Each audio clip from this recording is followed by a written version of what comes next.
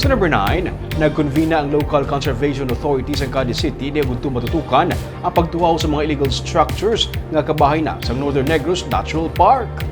Sunod sa kay Mayor Salvador Escalante Jr., mga 80% sa mga dalan padulong sa kabukiran ang ilan nga na semento rason nga mas naging accessible ini kag madamo ang nagapadulong sa kabukiran. Pero dapat maging proactive sunod sa iya ang syudad para malikawan ang pagluntad sa illegal activities. Sini lamang nag-issue ang DNR kag Cadiz City Environment and Natural Resources Office sang notice of violation kag stoppage order sa illegal construction sa sakop sang Northern Negros Natural Park sa sitio Pakul sa Barangay Celestino Villasin sa Cadiz City. Isa ka two-story nga balay ang ginpatukod. Sunod sa kay Escalante, ang mga bagay nga illegal dapat nga pauntaton kag kakson. Panawagan niya ilabi na sa mga barangay officials nga dapat magpanilag kag ipasiguro nga ang mga ginapatukod may nagakaigo nga mga permiso. Ang mga nagasupak dapat nga magapanabat kag magatubang sang kaso.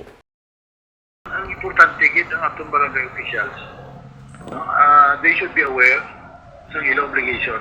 Kasi any construction ka agigid una sa barangay. Let this be an example. Actually, this is second. May tumatusan ng palko.